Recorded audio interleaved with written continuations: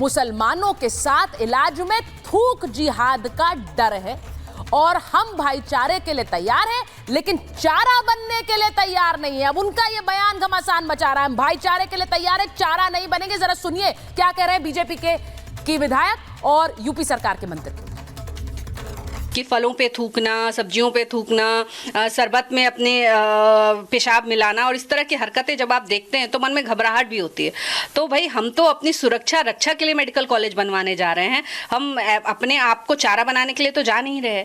तो मेरा ये मानना है कि भाई मैं तो महाराज जी से मांग करती हूँ कि एक अलग से विंग बनाई जाए जिसमें इनका इलाज बेहतर तरीके से हो सके, इनका मानसिक भी इलाज हो सके और इनका शारीरिक भी इलाज हो सके।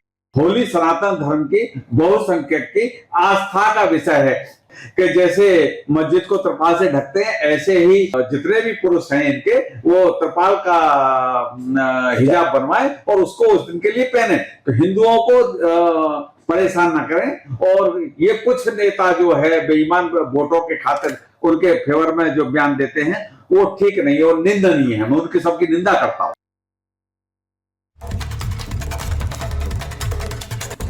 तो आपने सुन लिया कि क्या यूपी में हो रहा है। केतकी जी हमारे साथ लाइव जुड़ेंगी, मैं उनसे ही सवाल पूछूंगी, लेकिन उससे पहले बिहार की तस्वीर आपको दिखा देती हूं, क्योंकि यूपी टू बिहार होली पर तकरार हो रही है। बिहार में बीजेपी के नेता हरिभूषण ठाकुर, और वो कह रहे हैं, वो सीओ के संभल के सीओ वाली बात दोहरा रहे हैं। वो कह रहे हैं एक जुम्मा हिंदुओं के लिए छोड़ दीजिए। वो ये भी कह रहे हैं कि मुसलमानों में रंग लगाना गैर इस्लामिक अगर है तो रंग बेचना गैर इस्लामिक क्यों नहीं हुआ। आप रंगों को खेल नहीं सकते लेकिन बेच सकते हैं। जुम्मे पर घर में ही आप नमाज अदा कर लीजिए, वो ये कहते हैं। तो इनका जवाब तेजस्वी यादव दे रहे हैं। तेजस्वी यादव ने कहा कि नीतीश कुमार हरिभूषण को बुलाकर डांट लगाए, वो ऐसा बयान कैसे दे सकते हैं। बिहार बचौल के पिताजी के बाप का है क्या, ये बयान तेजस्वी यादव ने दिया। यानी कि सीधे सीधे वो गुस्से में आए और धमकी भी दी। उन्होंने कहा मुसलमानों की मदद के लिए 5 से 6 हिंदू आ जाएंगे। तेजस्वी यादव ये कह रहे हैं। अब उनके जवाब में उमेश कुशवाहा जो कि प्रदेश अध्यक्ष हैं जेडीयू के, वो कहते हैं मुसलमानों के हितैषी बनने का ढोंग मत कीजिए, मुसलमानों को गुमराह करने की कोशिश मत करिए। वो ये कह रहे हैं गुमराह कर वोट बटोरने की राजनीति नहीं चलेगी। तो गिरिराज सिंह आ गए और केंद्रीय मंत्री कह रहे हैं कि तेजस्वी यादव अहंकार में है, इसीलिए ऐसी भाषा बोलते हैं। तेजस्वी के लिए लोकतंत्र नहीं राजतंत्र है। जरा सुनिए बिहार में भी रंगों को लेकर कैसी तकरार है। 52 जुम्मा होता है, हमारा उस दिन जुम्मा है, हमारा अब होली है, पवित्र त्योहार है, साल में एक बार आता है, हम रंगों का त्योहार मनाते हैं। अगर उनको वो बुरा मानते हैं, अगर लग जाएगा तो हो हंगामा होगा, इसलिए घर में ही रहे। अगर बड़ा दिल हो तो बाहर आवे, अगर रंग भी लग जाए तो कोई बात नहीं है। ये बिहार है बछौल, समझ लो तुम। यहाँ एक मुसलमान भाइयों की रक्षा 5-5, 6-6 हिंदू करेंगे। और यही नहीं, तुम जैसे तुम्हारे बाप तो गड़िया जैसे बहुत लोग आए, सब लोगों को बिहार ने निपटा दिया। तुम जो चाहते हो दंगा फसाद कराना, इनके एजेंडा को हम लोग कामयाब होने नहीं देंगे।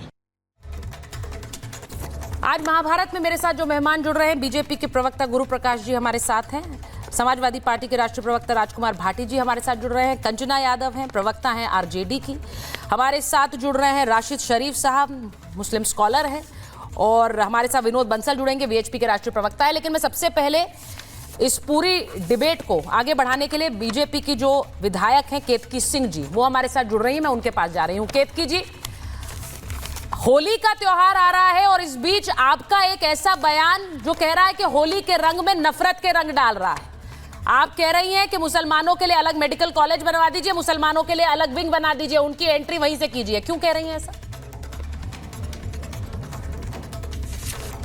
पहले तो मैं आपके सभी दर्शकों को नमस्कार कहती हूं और अपने इस प्रदेश के यशस्वी मुख्यमंत्री योगी आदित्यनाथ जी को बधाई देना चाहती हूं कि उनके माध्यम से आज हमारे बलिया जिले को मेडिकल कॉलेज मिला है, जो इससे एक विकास की रफ्तार हम पकड़ने जा रहे हैं। अब आती हूं आपके मुद्दे पर, जिस मुद्दे पर हम लोग बातचीत करने के लिए बैठे हैं। देखिए, मेरा बयान ये है कि अगर आपको हमारे हर चीज़ से दिक्कत है, अगर आपको हमारे पूजा पाठ से दिक्कत है, हमारे त्यौहार से दिक्कत है, हमारे खान पान से दिक्कत है, हमारे पहनावे से दिक्कत है, हर चीज़ से दिक्कत है आपको, तो ऑब्वियस है ना कि हमारे साथ आपको इलाज करने में भी दिक्कत होगी। तो अगर आपको वाकई ऐसी कोई दिक्कत है हमसे, तो भैया अभी क्लियर कर दो, ताकि हम आपके इलाज का कहीं और जिम्मा उठा लें। ऐसा ना हो कि कहीं कुछ बन जाए, हो जाए, उसके बाद आप लोग लगे छाती पीट पीट के तमाशा करने और हमारी सरकार को घेरने। उस पर मुझे आपत्ति है और वो बयान मैंने दिया है।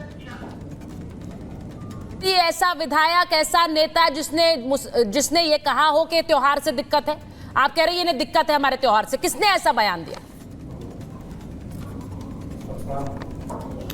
आप एक बयान खोजने को चाहेंगी, मैं आपको कई उदाहरण देने के लिए यहाँ पे तैयार हूँ। अभी एकदम ताज़ा रिसेंटली आप ले लीजिए ना, संभल के बारे में आप मुझे बताइए। इतने वर्षों से संभल में होली नहीं मनी, इससे जीता जागता आपको प्रमाण मैं कहाँ से ले आके दे सकती हूँ? क्यों नहीं मनी? किन लोगों ने रोका था? वो कौन ऐसे लोग हैं जिनकी रक्षा सुरक्षा की आज ये बात चल रही है कि होली का त्यौहार आ रहा है तो रक्षा और सुरक्षा बढ़ा दी जाए? किनसे सुरक्षा की बात हो रही है? अगर कोई ऐसा मुद्दा है ही नहीं तो फिर इतनी हाई तौबा किस बात पे मची हुई है? आखिर कोई ना कोई ऐसी बात तो है, आखिर कोई ना कोई ऐसी सोच तो है जिससे हमको रक्षा की जरूरत पड़ रही है। आखिर बंगाल से लेकर उत्तर प्रदेश तक हर जगह हिंदू त्योहारों का इतना मान मर्दन हो रहा है, तभी तो उसके लिए आपत्ति दर्ज कराई जा रही है, तभी तो उसकी सुरक्षा हो रही है ना। तो ये मैं, आप एक मांग रही है, मैं आपको हजारों उदाहरण दे रही हूं। पर केतकी जी मुझे एक बात, आप हजारों उदाहरण दे रही हैं, मैंने एक बयान पूछा आपसे, मैं सिर्फ ये पूछ रही हूँ कि एक विधायक, एक मंत्री का बयान कैसा होना चाहिए? वो सौहार्द बढ़ाने वाला होना चाहिए या विभाजनकारी होना चाहिए?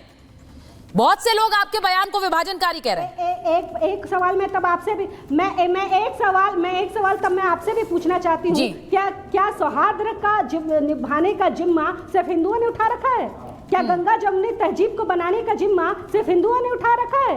क्या मेल मिलाप का जिम्मा सिर्फ हिंदुओं ने उठा रखा है?